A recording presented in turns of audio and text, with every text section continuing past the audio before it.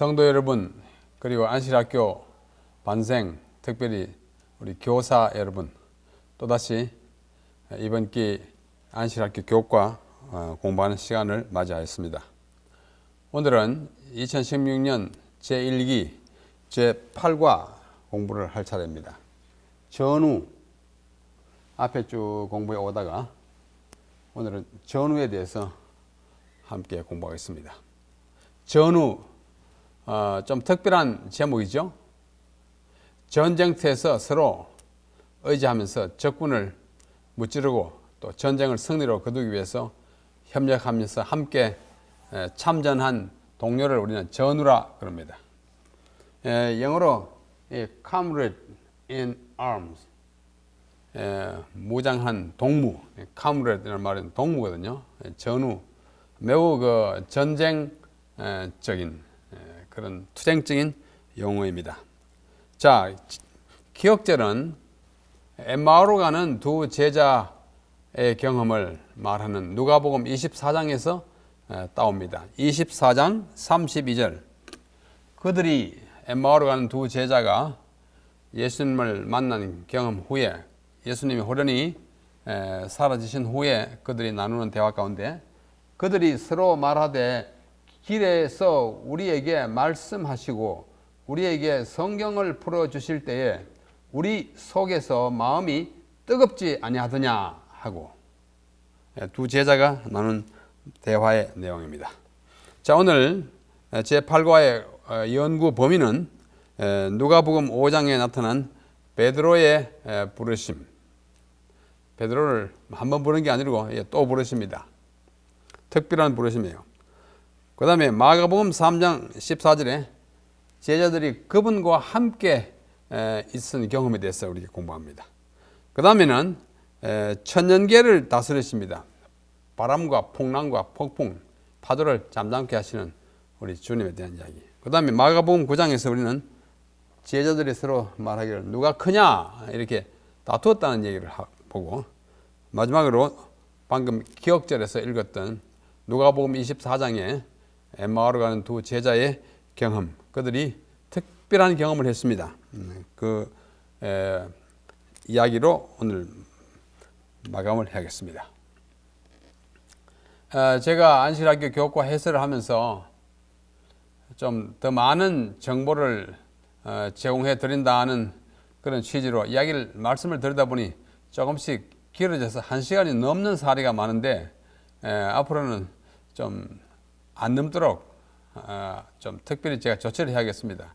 여러분들의 귀한 시간을 다 빼앗는 것 같기도 하고 또 이걸 공부하시고 청취하실 때에 너무 지루하게 느끼실까 걱정이 돼서 그럽니다. 자, 여기 서론적으로 말씀을 드립니다. 예수님의 사역 초기부터 그분이 한 3년 반 동안 사역하셨는데요. 그분은 홀로 일하지 않으셨습니다. 하시려면 할 수 있는데 그렇게 하지 않으셨어요. 꼭 제자들을 데리고 다녔고 꼭 사람들을 이렇게 같이 참여시켰습니다. 그분은 복음을 전하고 가르치며 봉사하는 일에 참여할 사람들을 선택했습니다. 이 선악간의 대쟁투에 누구를 모집했습니까? 병사를, 오늘 제목처럼 전우를 모집해서 함께 싸우셨어요. 비록 사복음서가 그분의 생애와 죽음 그리고 부활에 주로 초점을 맞춰서 기록을 하였지만 그분의 최측근에 해당하는 제자들, 그 제자들의 문제에도 자주 관심을 기울이고 그들이 무엇을 어떻게 했는지, 어떻게 부르심을 받고 주님과 어떤 경험을 하면서 시간을 보냈는지, 그리고 마지막에 어떤 사명을 가지고 헤어졌는지 아주 많이 말씀하고 있어요. 대쟁투라는 것이 대쟁투. 그렇죠. 우리가 지금 이번 기회 내내 쟁투, 싸움을 공부하고 있거든요.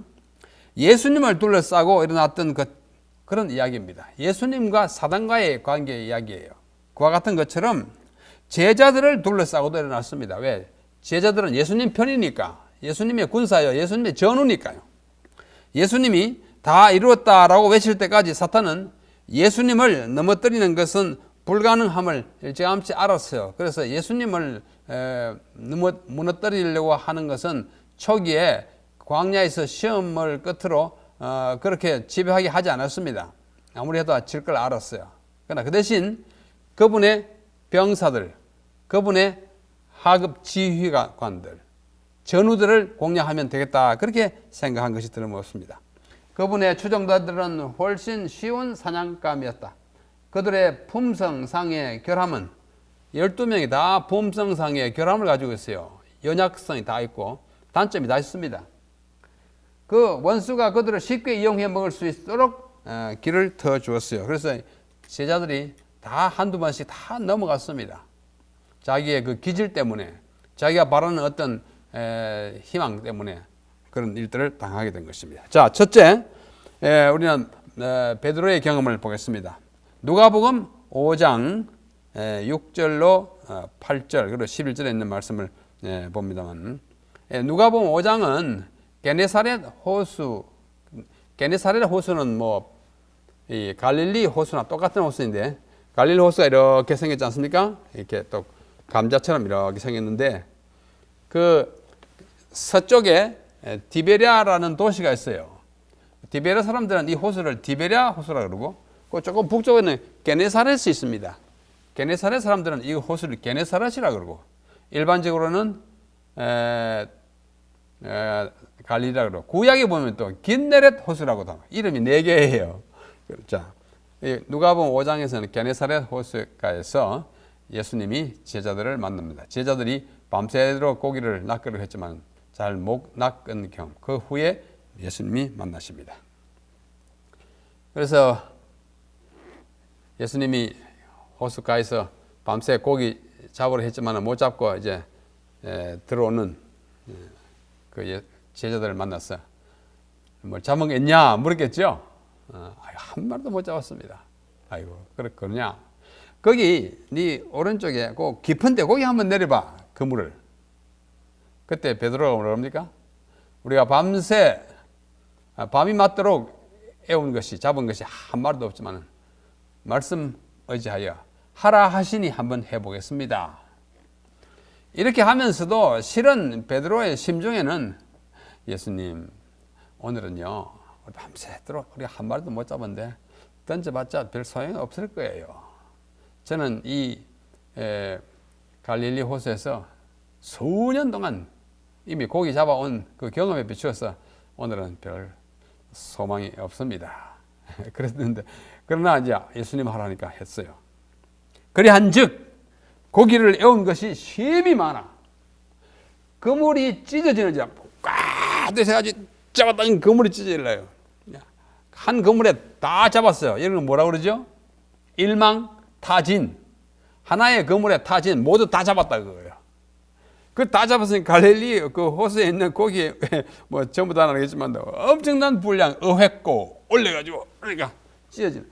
이에 다른 배, 그 옆에 있는 다른 배에 있는 동물을 손짓하여 와서 도와달라 하니 저희가 와서 2배의 채움에 배가 잠기게 되었어요. 고기를 얼마나 많이 잡았는지.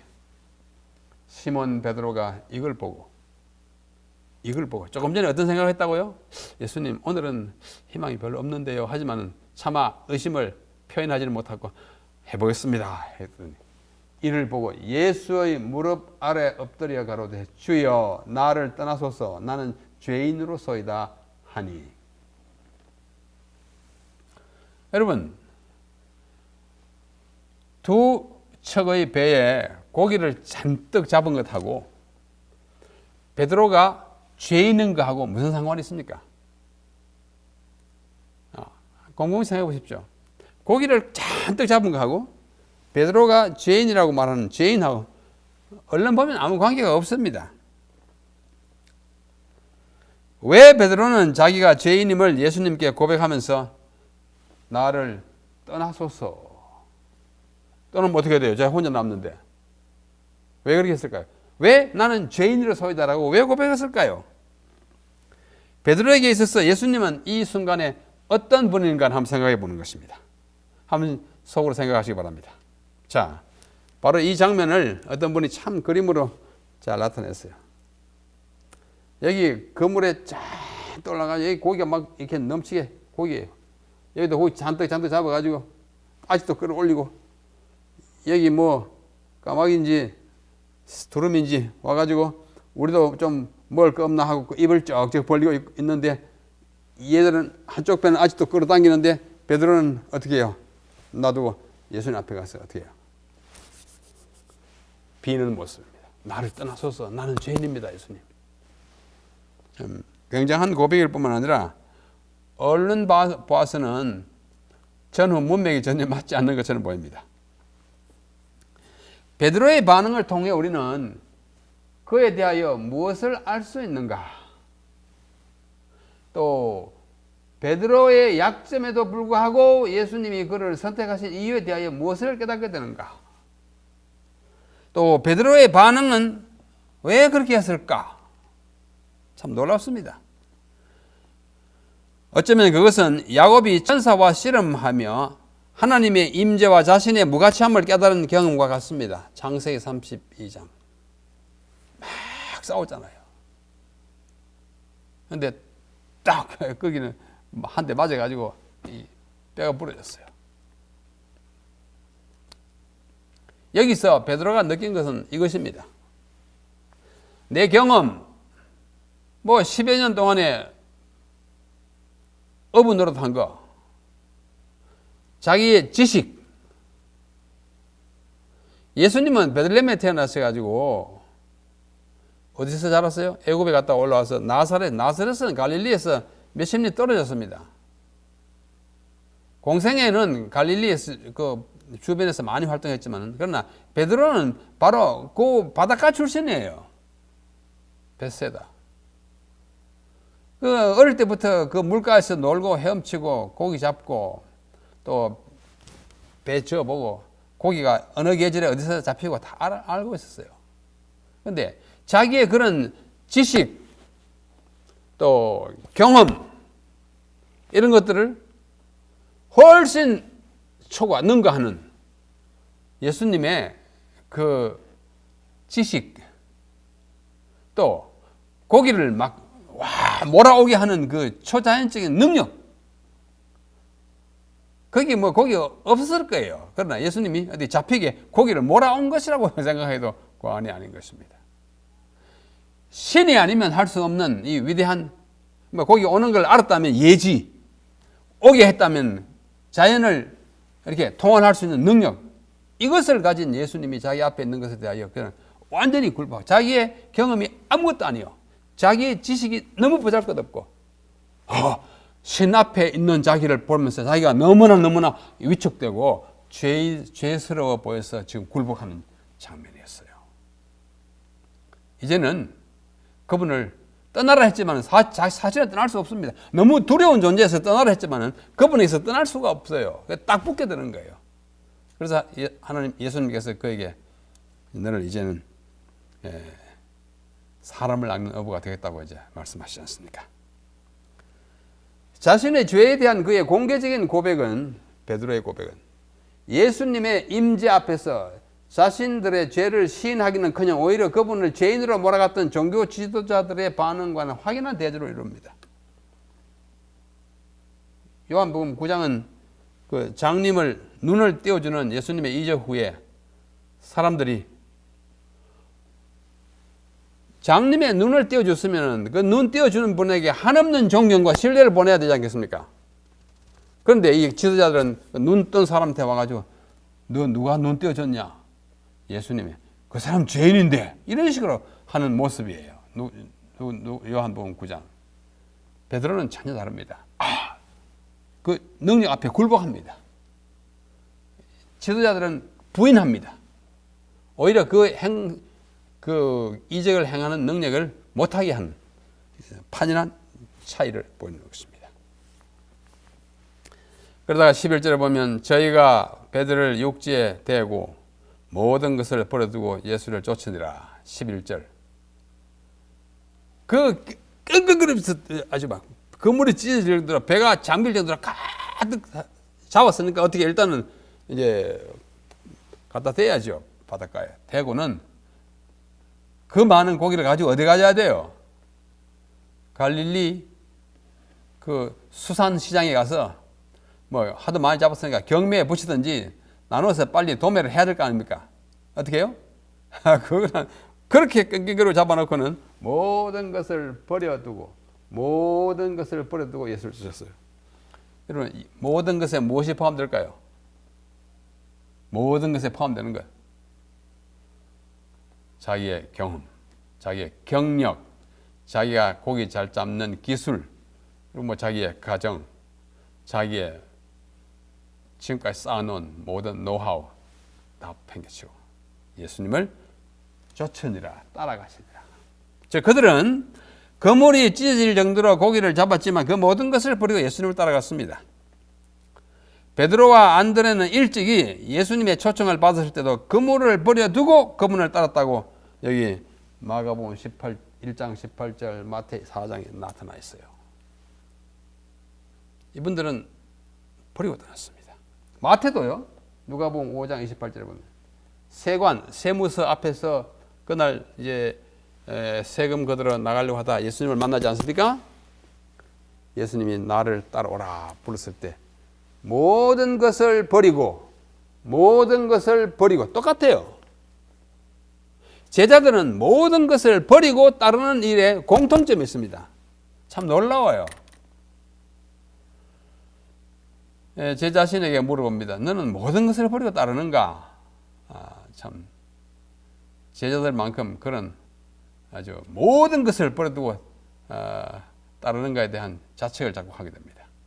우리 다 이번 공부하면서 제자들의 예수님 따르던 그 순간을 깊이 생각할 필요가 있습니다. 그래서 이 베드로가 어떻게 해요? 예수님의 예수님이 이제 총사령관이라면 베드로는 그 밑에 굉장히 높은 직책을 맡는 한 사람임에 틀림없습니다.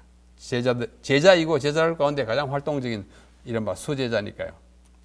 예수님 사령관이면 그 밑에 무슨 군단장이나 무슨 군대 계급으로 말하면 다 어떻게 해요?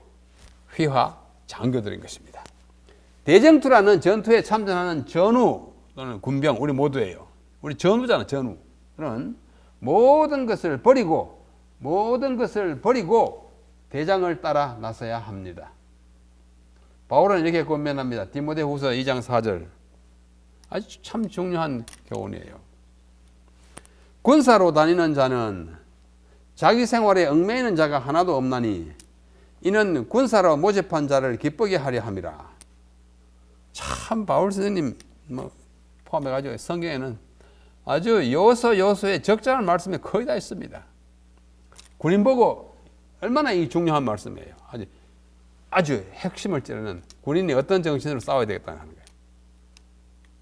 거예요. 제 개인의 경험입니다만은 제가 여기 육군사관학교 작년에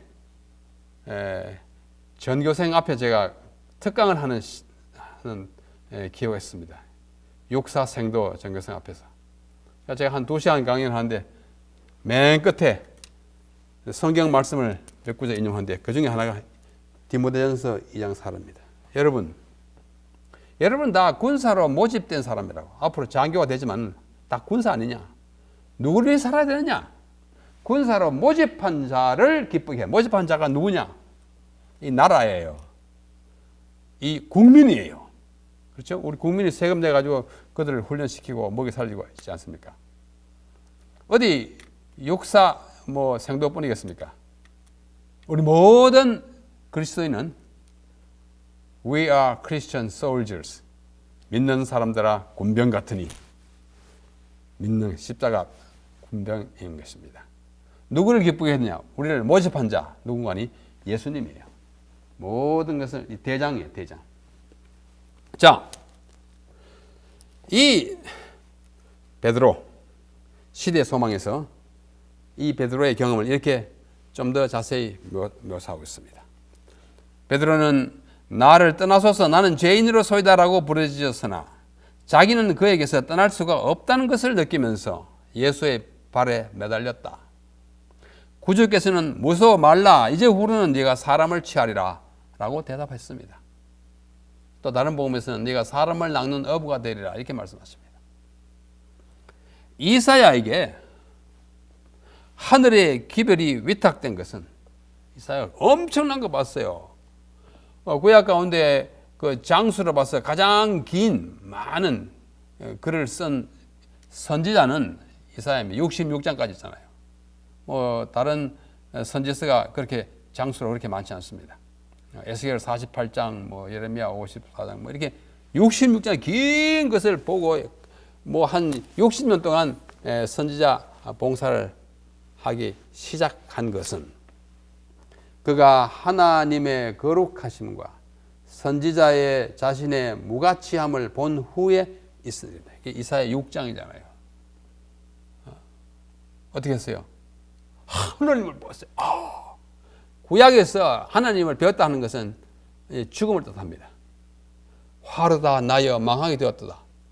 괜찮다. 내가 너에게 나를 보여준 것은 네가 큰 사명을 갖게 하겠다. 그래서 입술을 화주로 이렇게 지지고 나서 누가 우리를 위하여 갈꼬 할 때 그가 나선 것이 내가 여기 있나이다 나를 보내소서. 이사야 6장 8절 9절. 예? 거룩한 하나님을 보고 자기의 무가치함을 화르다 난 죽게 되었다라는 경험을 한 후에야 따라나는 거예요.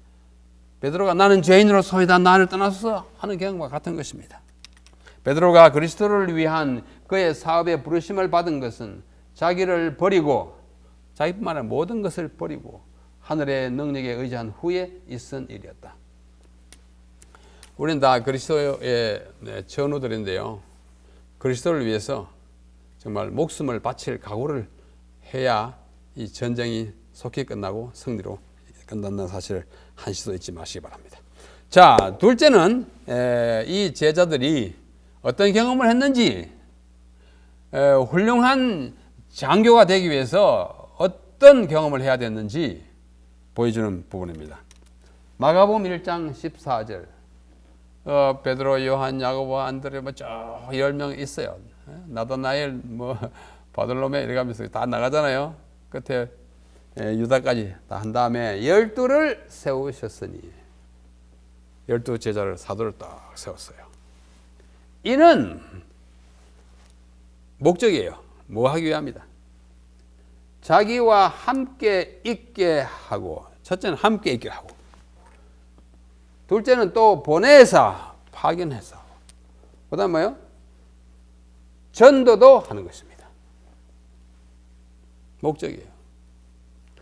여기서 우리는 사람들이 그리스도의 제자와 사도로 참여하는 데는 대장 예수님을 따라가는 바로 밑에 지휘관으로 또는 병사로 전쟁에 참여하는 일에 있어서는 다음과 같은 세 개의 과정을 거쳐야 합니다. 예수님의 제자를 어떻게 했는지를 보면 알 수 있어요. 첫째는 12를 세우셨으니 세우는 거예요. 세우는 걸 뭘 말하면 소명과 선택이요. 너 이리 와 불러가다 너 이렇게 하자. 사도로 세우면 사도가 된 거예요. 우리는 그리스도의 병사가 된 거예요. 전우가 된 거예요. 그 다음에 자기와 함께 교육과 훈련입니다. 야, 너 와, 빨리 나가 이래. 그거 아니에요. 얼마나 같이 있는 거 아니에요. 3년 반 동안 계속 같이 거의 같이 먹고 자고 같이 다니고, 그저 정말 예수님과 함께 늘 먹고 다니고 또 살을 비벼가면서 다녔어요. 함께 하는 것이 그분을 가장 잘 배웁니다. 그죠? 그런 다음에는 보내사 전도하는 것입니다. 이게 뭐예요? 위임과 파송이에요. 부르고 같이 있고 보내고, 이 세 과정이 있어야 진정한 우리 승리하는 병사가 되는 것입니다. 자, 이 제자들의 부르심은 시대소망 291페이지에 말씀하기를 그리스도의 임무에 복음가는 부르심이라고 합니다. 이 부르심이 예수님이 부르심을 받은 메시아로 부르심을 자원에서 오셨습니다마는 그리스도의 부름과 거의 같은 부르심이라고 말씀하고 있어요. 예수께서는 제자들이 당신에게서 보고 들은 것을 세상에 선포하는 정인으로 내보내기 위하여 그들을 부르셨어요. 너하고 같이 놀다가 그만 쉬우자 이거 아니에요. 반드시 보내기 위한 것입니다. 그들의 임무는 인류가 일찍이 부름을 받은 일 중에서 가장 중요한 일이었으며 그리스도의 부르심을 받는 것이 제일 큰 부르심이었어요. 그리스도께서 친히 가지신 임무에 복음가는 일이었어요. 예수님 임무가 뭐예요? 인류를 구원하러 이 땅에 오지 않습니까? 인자에 온 것은 우리를 구원하러 왔어요. 그러니까 그에 가담하는 우리 전우들은 그의 임무에 복음가는 임무를 주신 것입니다. 그들은 세상을 구원하기 위하여 하나님과 함께 일하는 일꾼이 될 것이며, 오늘의 제목대로 하면 전우들이 될 것이며, 구약 당시에 12족장이 이스라엘의 대표자였던 것처럼 12제자들은 복음교회의 대표자가 될 것이었다. 제자의 제자, 제자의 제자, 우리가 이제 이 계승된 제자로서 이 시대에 해야 할 책임이 참으로 큰 것입니다. 자, 세 번째는 이 우리를 부르셔서 훈련시키시고 함께 있게 하다가 내보내는 그분은 보통 분이 아니에요. 천연계를 다스리시는 분입니다. 같이 있으면서 이걸 많이 봤어요. 많은 이적을 행하는 걸 봤어요. 그 중에 한 번은 배를 타고 갈릴리를 지나가다가 마태복음 8장 23절로 27절입니다. 제가 같이 읽으십시다. 여러분들이 보시니까 같이 읽으시면 좋겠어요. 배에 오르심에 제자들이 쫓았더니 다 같이 탔어요. 바다에 큰 노을이 일어나, 노을이 무엇입니까? 서쪽 하늘에 저녁에 피는 노을의 준말이 노을이죠. 여기서는 그 노을이 아니에요. 사진을 찾아보니까 노을, 1번은 노을의 준말, 2번은 노을, 바다의 사나운 큰 물결의 뱃사람 말. 죄송합니다. 이거 혹시 어업 하시는 분들이 나쁘게 들으시면 용서하십시오. 사전에서 그대로 옮긴 것입니다. 바다의 사나운 큰 물결을 그 바다 사람들이 말할 때 노을, 오늘 노을이 지다 하면 큰 물결이 풍랑이 일어났다. 노을이 지다 치다 같은 말이에요. 제가 오늘 아침에 사진 찾아보고 다시 적어온 것입니다.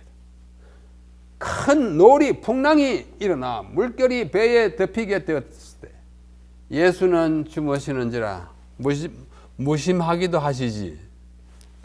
배가 교등거리고 배가 막 물이 차오고 하는데도 푹 자나요. 이건 뭐 너무 피곤하셨다는 말도 되지만은 예수님 그런 아이들 말로 그까이 이 풍랑 정도는 뭐 언제든지 잠잠하게 할 수 있으시기 때문에 그러는지도 몰라요. 하여튼 주무시고 있으니 계속해서 읽읍시다. 그 제자들이 나와 깨우며 가로되 주여 구원하소서 우리가 죽겠나이다.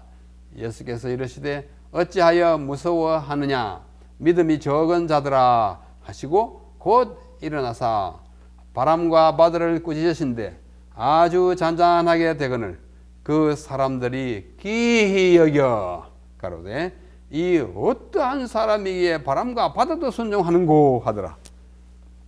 네? 그 사람들이 누구예요? 그 사람 누군가 하니 제자들이에요. 제자들을 같이 가는 거예요. 제자들이 말하기를 우리가 예수님이 참 위대한 분인지 알지만 이렇게 바다 풍랑까지 우리가 막 휩쓸릴 뻔했는데 잔잔하게 하는 거 봐. 깜짝 놀랐다는 뜻입니다. 기히 여겨. 영어로 marvel. 아주 놀란 거예요. 안 놀라겠습니까? 막 뛰어가다가 예수님 뭐라고 그랬어요? 곧 꾸짖으시니까 잠잠하게 됐어요. 자, 여기 갈릴리 바다, 이 갈릴리 바다, 이게 진짜 갈릴리 바다예요.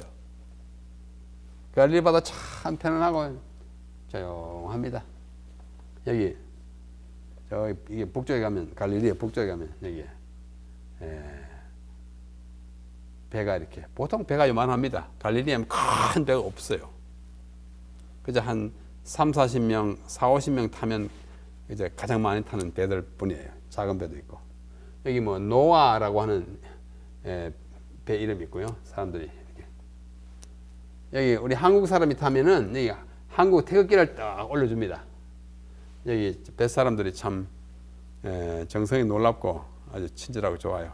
한국 사람이 타면은 태극기를 놓고 또 아리랑이나 애국가를 들려주기도 하고 그래요. 그럼 참 신나죠. 외국에서 우리 태극기를 보고 우리 애국가를 듣거나 아리랑을 듣거나 하는 것은 참 정겨운 일입니다. 이게 잔잔한 바다예요. 또 잔잔합니다. 약간 뭐 파도 있지만 잔잔합니다.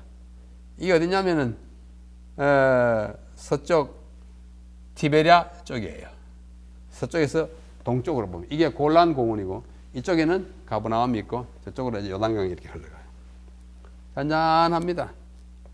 그러나 항상 잔잔한 건 아니에요. 이게 보십시오. 뭐 풍랑이 나가지고 난리가 났습니다. 이 사람들이 이거 죽겠다 그러고 난리가 났다. 예수님은 어떻게 해요? 건하게 주무시고 계세요. 예수님 노를 젓고 막 하는데 배가 끄덕거립니다. 또 어떤 사람은 이보다 더 아주 위험하게 막 풍랑이 막 뒤집어 엎을 것처럼 하고 있는데 어떻게 해요? 여전히 예수님은 가만히 있는 거예요. 너희들 어떻게 하나 지금 보자고 하는 그런 상황인 것 같습니다. 그때 어떻게 했어요? 막 죽겠다고 나 우리를 구원하라고 제자들이 소리를 치니까 예수님이 나가지고 어떻게 합니까? 이 바다를 어떻게 해요? 꾸짖습니다. 잠잠하라. 너의 풍랑이 파도야. 너 왜 이러느냐? 잠잠하라. 아마 그런 식으로 말씀을 하셨을 거예요. 야, 지금 이 노를 지었고 이 사람들 겁이 나가지고 막 하는데 예수님이 잠잠하라 하니까 어떻게 해요? 바다가 갑자기 이렇게 돼요. 이게 또 갈릴리예요. 언제 파도가 일어났느냐 할 정도로 이거 죽을뻔했다 하면서 편안하게 있는 모습입니다. 뭐 그림의 배를 제가 일부러 이렇게 했습니다만은 실제로 우리 주님은 노를 잔잔시키고 바람을 물러가게 하고 파도를 평정시키는 천년계를 지배하시는 하나님이신 것입니다. 이분을 대장으로 모시고 전쟁하는데 전쟁이 어디 이겼어요? 지겠어요? 질 수가 없어요. 자, 우리는 사탄이 어느 정도까지 천년계에 영향을 끼칠 수 있는지 잘 알지 못합니다. 그러나 욥의 경험에서 욥이요 막 풍랑 이렇게 바람을 태풍을 일으켜 가지고 막 날려가고 그랬잖아요. 집 다 날아가고 또 막 재산 다 부서지고 집도 하고 또 자녀들 10명이 다 죽고 그 마귀가 한 짓이거든요. 욥의 경험에서 볼 수 있는 것처럼 성경은 그 사탄의 영향력이 존재한다는 사실을 우리는 밝게 알고 있습니다. 사탄이 능력이 있어요. 우리가 인정을 해야 합니다. 그러나 우리가 겁내지 않는 것은 그보다도 엄청나게 더 큰 능력을 지니신 분이 우리를 보호하시기 때문에 괜찮은 것입니다. 자, 화이트 여사께서 쓰신 In Heavenly Places 열흘 전에 우리 아침 기도력이었어요. 348페이지 보면 사탄은 지금도 바다와 땅의 재난을 가져와 가능하다면 많은 사람의 운명을 봉인하기 위해 노력한다. 봉인한다는 말은 운명을 딱 어떻게 해요? 막아서 그만 살지 못하게 한다는 뜻입니다. 사탄이 그렇게 해요. 엘렌 화이트의 이 언급도 이 영역에서 사탄이 가진 천년계에서 권세에 대한 또 다른 증거입니다. 와이프는 이렇게 말씀했어요. 거의 쉴 새 없이 일어나는 것처럼 보이는 자연 재해 속에서 우리는 지구상에서 벌어지는 대쟁투의 실상을 보고 있어요. 대쟁투는 인간의 마음속에서도 일어납니다. 한 가정에서 일어납니다. 예수님과 사단 사이의 이 쟁투가 온 우리가 살고 있는 세상에 다 이렇게 영향을 끼치고 천년계까지도 마귀가 없는 다른 우주에는 태풍이나 광풍이 없습니다. 그러나 죄악으로 말미암아 정말 인간이 살기에 부적합하게 된 이 세상에서는 그런 재난이 자꾸 일어나고 있는 것입니다. 천년계에서도 대쟁투가 일어나는 것입니다. 거기서 영혼을 사로잡아 멸망시키려고 하는 마귀의 세력이 하고 있는 것입니다. 그러나 우리 주님은 그것까지를 제어할 수 있는 분임을 이 갈릴리의 풍랑을 제어하심으로써 우리에게 확인시켜주고 있습니다. 사탄은 아직 준비되지 아니한 영혼들을 자기의 수확물로 거둬들이기 위하여 천재지변을 통하여 일한다. 각시대에 천재지변, 하늘의 재난과 땅의 변란, 여러 가지 나쁜 사건 사고를 통해서 자기의 목적을 달성하기 위해서 일합니다.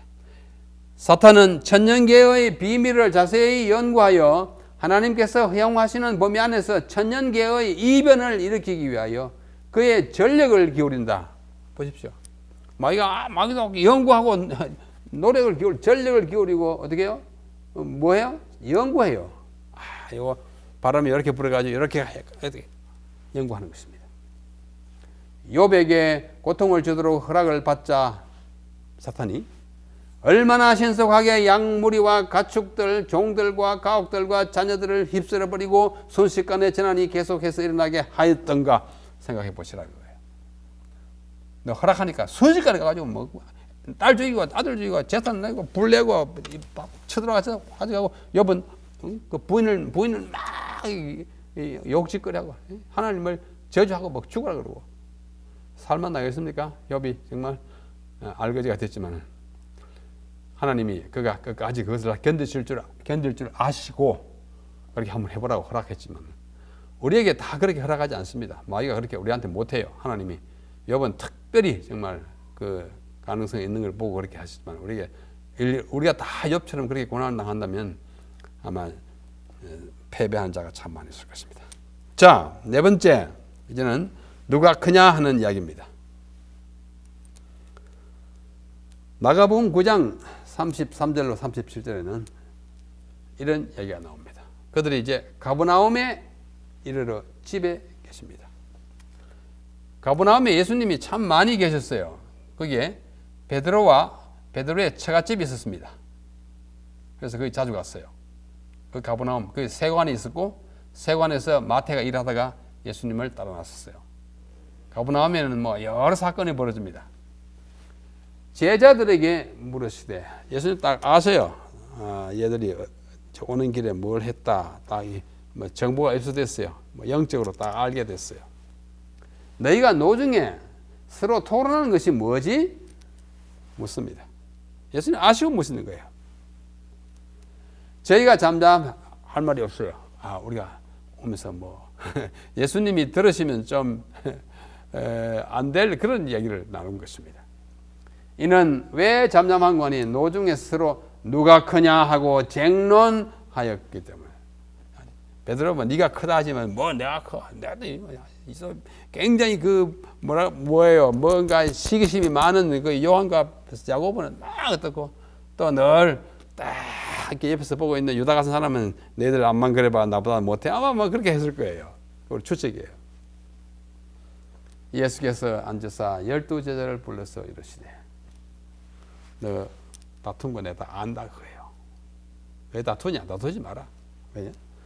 누구든지 첫째가 되고자 하는 자면 무사람의 끝이 되고 제일 높고자 하면 제일 낮아지고 무사람을 섬기는 자가 되어야 한다. 늘 자꾸 누가 크냐 누가 첫째냐 그 사람은 섬기는 사람이 돼야 첫째가 되는 거지 높고자 한다고 기세만 부려가지고 되지 않는다고요. 어린아이 하나를 데려다가 그들 가운데 세우시고 안으시며 제자들에게 이르시되 누구든지 내 이름으로 이런 어린아이 하나를 영접하면 곧 나를 영접하며 누구든지 나를 영접하면 나를 영접함이 아니고 나를 보내신 이를 영접한다. 네, 제자들이 배워야 할 게 참 많습니다. 영웅심, 또 명예심, 또 누구보다도 늘 높아야 한다고 하는 그런 공명심, 이런 것들은 그 동아리를 그 공동체를 아주 허물어뜨립니다. 내가 꼭 뭐가 돼야 되겠다. 내가 무슨 장이 돼야 되겠다. 다른 사람 해가지고 아무래도 불안하다. 이건 참 곤란합니다. 내가 섬겨야지. 허드렛 일을 내가 해야지. 그렇죠? 여러분, 좀 생각해 보십시오. 교회에서 사진 찍을 때 맨날 맨 앞자리 한가운데 앉아야 직성이 풀린 사람 계십니까? 그 마음 고쳐 잡수십시오. 내 아이를 학교나 유치원이나 교회에서 사진 찍을 때 꼭 앞줄에 앉혀가지고 잘 보이게 해야 되겠다고 생각하지 마십시오. 어디 앉으면 어떻고 어디 서면 어떻습니까? 물론 교회가 공적인 행사에서 교회의 어른을 연로하신 분이나 또는 더 무거운 직분을 맡으신 분을 앞자리에 세우는 건 그건 좋다고 생각합니다. 우리 성도들이 아이고 목사님 또는 장로님 앞에 가서 이렇게 하셔야 그게 또 아름답게 보입니다. 그러나 별로 중요하지 않은데 그냥 자주 가서 사진 찍는데 찍을 때마다 앞자리 맨 중앙에만 앉아야 한다는 것은 이 정신에는 위배되는 것입니다. 자, 제자들 사이에 벌어진 이 같은 논쟁은 누가 크냐? 누가 장이 되느냐? 나 수석 장로 안 하면 나 장로 안 할 거야. 그러지 마십시오. 이 같은 논쟁은 미래에 대한 그들의 관점과 관련이 있어. 미래 앞으로 뭐가 될까요? 그들은 예수님이 로마의 압제에서 이스라엘을 구원하고 다윗 왕국을 회복시켜 솔로몬 시대에 그 민족이 누렸던 찬란한 영광 속에 새로운 왕으로 통치하실 것이라고 생각했기 때문에 누가 높으냐? 그때 내가 영의정 해야지. 내가 우의정, 좌의정, 내가 무슨 장관 해야지. 그런 앞으로 예수님이 어떤 나라를 건설할 것인데 대한 그 개념이 이미 틀렸었어요. 만약 그런 일이 생긴다면 그들은 그리스도의 측근으로서 당연히 새로운 왕국에서 중요한 역할을 맡으리라고 추측했어요. 로마를 압제하고 이 지상의 통치자고 권력과 군사력을 행사할 그런 왕으로서 예수님을 생각했기 때문에 자기들 그 옆에 사령관 이렇게 생각한 것입니다. 그런데 그것들로도 모자라가지고 그들 중에 누가 가장 높은 자리에 오르게 될 것인가를 장관 하는데 그 중에서도 아주 수석 장관, 총리 돼야 되겠다고 생각하는 그 어처구니 없는 일인 것입니다. 그런데 그들의 태도가 높은 곳에 오르기를 원하여 모든 죄악의 근원이자 시초가 된 저 루시퍼의 정신과도 매우 흡사합니다. 이사야 14장 14절에 뭐라고 했습니까? 그 루시퍼 가장 높은 구름에 내가 올라 지극히 높은 자와 비기리라. 이 정신이 바로 이 정신이에요. 내가 꼭 장이 돼야 되겠다. 이 정신인 것입니다. 낮은 데로 내려와서 섬기는 자가 하나님 보시기에 가장 위대한 사실을 잊지 말아야 합니다. 근데 그 제자들 가운데 가장 참 촉망받고 또 젊고 또 아주 팽팽한 그 제자 있었어요. 요한과 야고보잖아요. 12제자 가운데 inner circle 아주 핵심 그룹이 있었어요. 베드로와 야고보와 요한 세 사람은 예수님이 어디에 가실 때 혼자 기도하는 시간을 빼고는 거의 언제나 같이 따라다녔어요. 변화산에 같이 갔어요. 겟세마네 동산에 같이 갔어요. 또 어디 갔을 때 셋을 데리고 갔어요. 아주 핵심 그룹이에요. 그 중에 두 젊은이 야고보와 요한이에요. 마태복음에는 세베대의 아들들의 어머니가 요청했다고 그랬지만 마가복음에는 세베대의 아들 어머니는 없고 야고보와 요한이 와서 요청합니다. 내용은 같아요. 내용은 뭐예요? 우리를 주님이 왕이 되시거든 우리를 또는 내 아들 둘을 하나는 우편에 하나는 좌편에 우의정 영의정 시켜달라고 그 부탁했어요. 이 한심스러운 사건의 배경을 보면 참으로 절망적이에요. 왜냐하면 이들은 예수께서 그 십자가에 못 박히실 예루살렘을 향하여 가는 중에 있는데도 지금 좌의정 우의정 타령하고 있다고요. 예수님 지금 십자가에 못 박혀 돌아가시게 되는 것들 다 이야기했는데도 이제 그게 그렇게 하고는 로마를 평정하고 무찌르고 막 왕이 돼가 자기가 이제 좌청룡 우백호 뭐 이렇게 하려고 하는 것입니다. 예수님은 그들에게 자신이 배반을 당하여 사형 선고를 받고 조롱과 채찍질을 당한 뒤에 십자가에 달리시고 죽은 지 사흘 만에 부활하리라고 알려주셨어요. 마태복음 20장 18절로 19절에서. 그러고 나서 20절 바로 그 이야기 다 듣고 나서 그 어머니가 와가지고 딱 한다는 말이, 우리 아들 좌우에 앉혀달라고.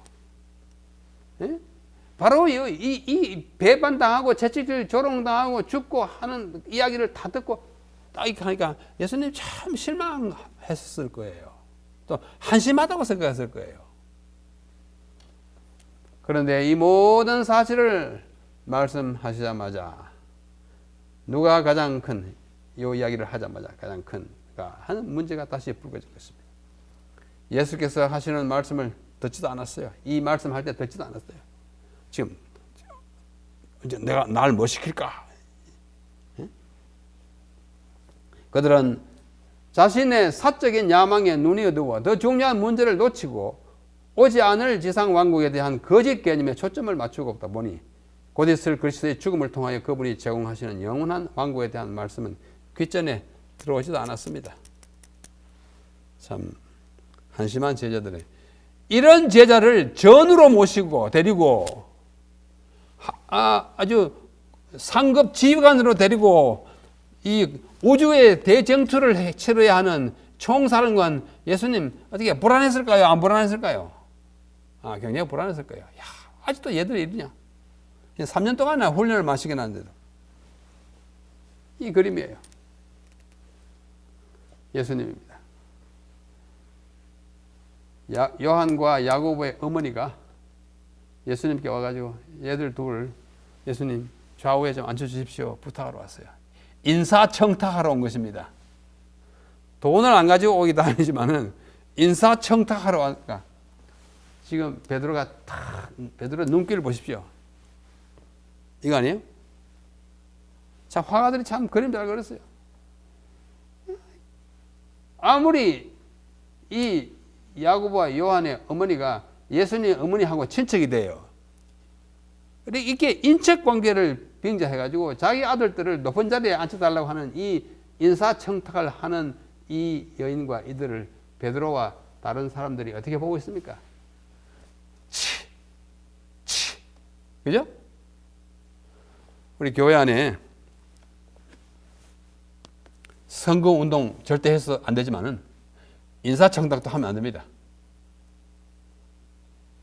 예수님이 슬퍼하실 것입니다. 또 다른 그림이에요. 요한과 야고보의 어머니가 예수님 앞에 가서 하니까 이 제자들 보십시오. 떡 보고 앉아가지고 참 한심하다. 보십시오. 팔을 앞으로 했지만 이 뒷짐, 앞짐을 떡 짚고 보는 거예요. 응? 한심하다 그거예요. 그러나 예수님이 알았다. 내가 그렇게 할게 하지 않은 건 참 다행입니다. 너희들이 지금 뭘 부탁하는지 아느냐? 내가 받아야 할 잔이 얼마나 쓴 것인지 아느냐? 그렇게 답하심으로써 그렇게 하면 안 된다고 보셨습니다. 이 자기를 자고하는 마음, 자고, 그 다음 이기, 자기를 이롭게 하는 마음, 정말 나쁜 거예요. 시대 소망. 제자들까지도 겉으로 보기에는 예수를 위하여 모든 것을 버린 것처럼 보였으나 마음속으로는 자신을 위하여 큰 것들을 추구하기를 그치지 않았다. 그랬어요. 누가 더 큰지에 대하여 분쟁을 일으킨 것은 바로 이 정신입니다. 그들과 그리스도의 사이를 막고, 뭐가? 이기심, 자기를 높이고자 하는, 그들과 그리스도의 사이를 막고 예수의 자아 희생의 사명에 몰인정하게 하고, 예수님은 지금 모든 걸 진짜 해가지고 십자가에 목숨까지 내놓는다 해가지고 누가 높은 자리를 탐하는 거 보면 어디 그의 사명에 대해 몰인정함을 나타내는 것이고, 또 그 속에 오멸을 그토록 더디 이해하게 만든 것은 바로 이 정신 뭐예요? 이기심이에요.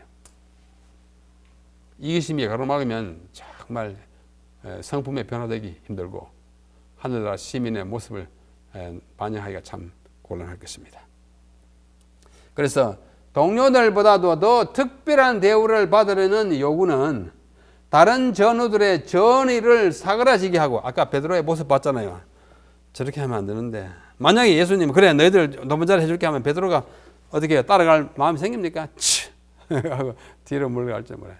전의를 상실하게 하고 군대 전체의 사기를 떨어뜨려서 결국은 전쟁을 패전할 겁니다. 제가 군대 훈련 받을 때 저기 광주에 그 상무대라고 하는 데 훈련 받았어요. 그때 훈련을 이게 시키는 그 장교들이 군 복무 규율을 많이 가르쳤어요. 근데 한 경상도 출신의 육군 중위가 와가지고 우리에게 가르치는데, 사기는 군대의 생명이다 이걸 이렇게 해야 되는데 경상남도 출신이라 사기는 군대의 생명이다 이렇게 말하더라고요. 우리가 와 웃었어요. 사기 치는 거 그게 군대의 생명 아닙니다. 사기는 군대의 생명이에요. 사기 중전하면 물불을 가리지 않고 다가 싸워서 전쟁에 이기잖아요. 근데 사기가 탁 떨어져 버려요. 뭐 때문에? 돈 많은 사람 계급 먼저 달고, 그 다음에 뭐 부모가 다녀가면 후방으로 배치하고, 또 어떻게 하면 어떻게 해요? 휴가 빨리 많이 보내주고. 이렇게 하면 다른 사람은 어떻게 해요? 백 없고 돈 없고 뭐 없는 사람들은 사기가 다 들어가 뭐 적군이 쳐들어가나 말거나 잠만 자고 있는 거죠.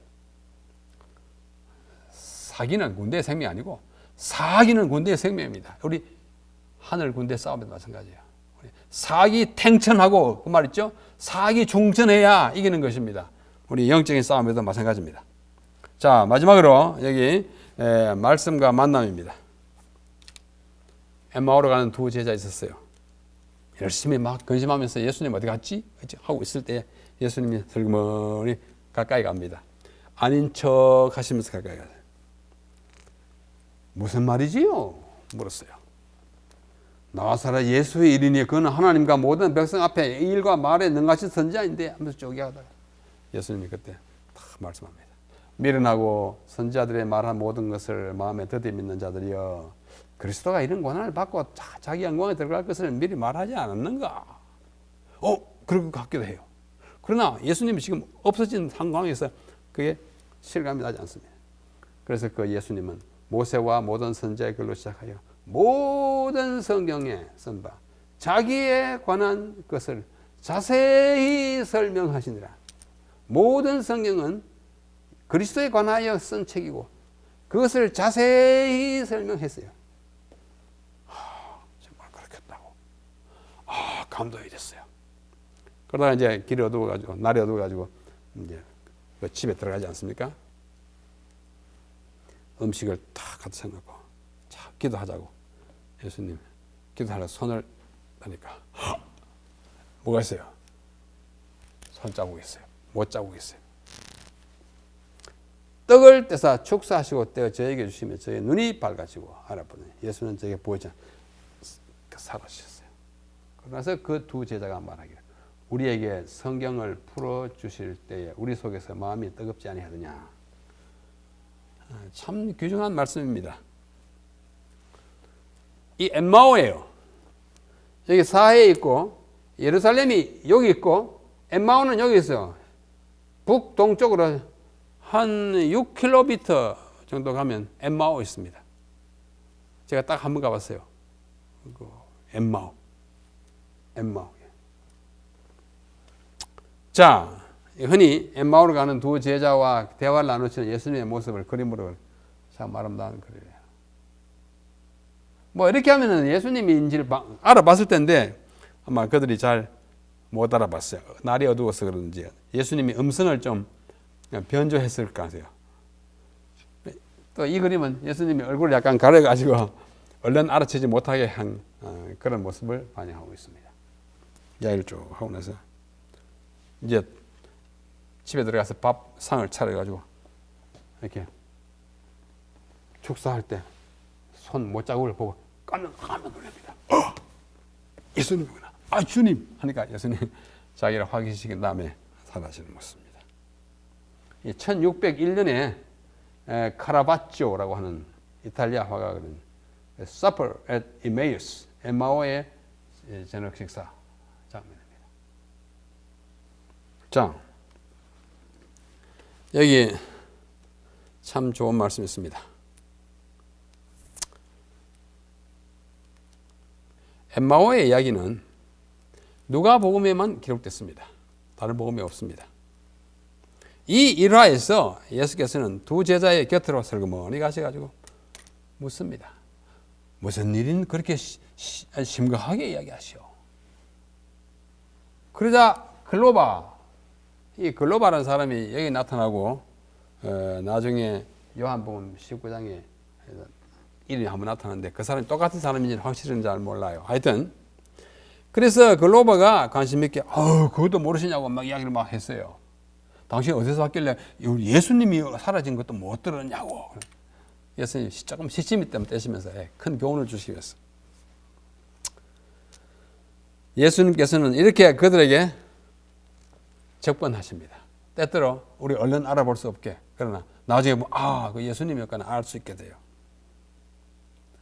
이날의 이 만남, 글로바와 다른 제자, 12제자 가운데 속하지 않는 다른 제자, 예수님이 만나가지고 한 일은 말씀이 얼마나 중요한 것인지, 이 성경이, 모든 성경이 예수님에 관한 책이라는 것, 그리고 거기에 말씀한 대로 오시고, 말씀한 대로 자라시고, 말씀한 대로 돌아가시고, 말씀한 대로 부활하시고, 말씀한 대로 오실 것을 우리에게 확신을 시켜주는데, 그 감동 없으면 예수를 지속적으로 믿고 그를 따라갈 전우가 되기 힘듭니다. 힘듭니다. 예수님의 말씀의 초점이 성경에 있는 것이에요. 성경 모르면 아무리 확신을 가진다 해도 기초가 허약해집니다. 예수님은 항상 성경으로 대처하십니다. 내가 누구냐? 성경에 이렇게 되어 있다. 시험 받을 때도 성경으로 대처합니다. 항상 구약 성경을 대처했습니다. 성경에 기초한 신앙만이 궁극적이고 완전한 성전을 거둘 수 있음을 보여주는 것입니다. 그리고 성경을 풀어주실 때에 자세히 설명을 하실 때에 우리의 마음에 뜨겁죠. 오늘날 우리 성도들의 마음이 뜨겁지 아니한 것은 성경을 자세히 풀어주는 경험을 받지 못했기 때문입니다. 설교 시간에 신문에 난 이야기 너무 하지 마십시오. 신문에 난 이야기 들으러 우리 안식일에 와서 헌금 내가면서 예배하지 않아요. 생명의 말씀 풀어제치기를 바라는 것입니다. 또 이상한 책 읽고 무슨 아무리 좋은 고전이지만 무슨 이야기 들으러 거 아닙니다. 이야기 들으러 겁니다. 하나님의 말씀을 풀어줘야 합니다. 그래야 마음이 뜨거워지는 것입니다. 설교를 너무 웃기는 것 위주로 하면 참 문제가 많습니다. 길에서 우리에게 말씀하시고 우리에게 성경을 풀어주실 때에 우리 속에 마음이 뜨겁지 아니하느냐. 그들 속에서 마음을 뜨겁게 한 것은 무엇인가? 그들의 믿음을 깨우친 것은 성경 안에 있는 조명의 능력을 통했습니다. 와이프니 쓰신 책에서 나옵니다. 자, 우리는 모두 대장 예수 그리스도를 앞세우고 대쟁투에 참여하는 전우들이에요. 갈릴리 바닷속의 고기 떼들이 어디로 돌아다니는지를 다 아시는 주님 베드로예요. 갈릴리의 풍랑과 천년계를 모두 제어하시고 다스리시는 주님 그러잖아요. 많은 환자들을 고쳐주시고 심지어 죽은 자들까지도 살려주신 주님, 그리고 여러 가지 이적과 기사를 행하신 주님, 바로 그 주님을 우리는 대장과 사령관으로 모시고 우주적인 전쟁인 대쟁투에 참전하고 있는 전우들입니다. 여러분, 전우들이에요. 우리 대장은요, 굉장한 분이에요. 바다 물고기 떼가 어디로 간지 다 알고 풍랑도 잠잠하라 하는 거예요. 죄인 베드로처럼 내가 죄인으로서이다. 연약한 사람 우리예요. 누가 크냐고 서로 다투면서 높은 자리를 탐하던 제자들 야고보와 요한이에요. 말씀에 대한 지식도 확신도 없던 엠마오의 제자들처럼 나약한 사람 우리 그런 사람들일지라도 그분과 함께 있는 경험을 통하여 함께 있는 것이 뭐예요? 함께 있는 것이 뭐예요? 말씀과 함께 있는 거 아닙니까? 함께 있는 것이 무엇입니까? 성경에 있는 거예요. 그런 경험을 통하여 다시 헌신하고 말씀으로 무장하여 승리의 용사들이 되자고 하는 것이 오늘 제8과의 요지입니다. 그 요지에 맞게 우리 앞으로의 우리 삶이 승리로 이어지도록 주님 우리 모두에게 축복하시기를 간절히 바라면서 말씀을 드립니다. 다음 주에 다시 뵙겠습니다. 안녕히 계십시오.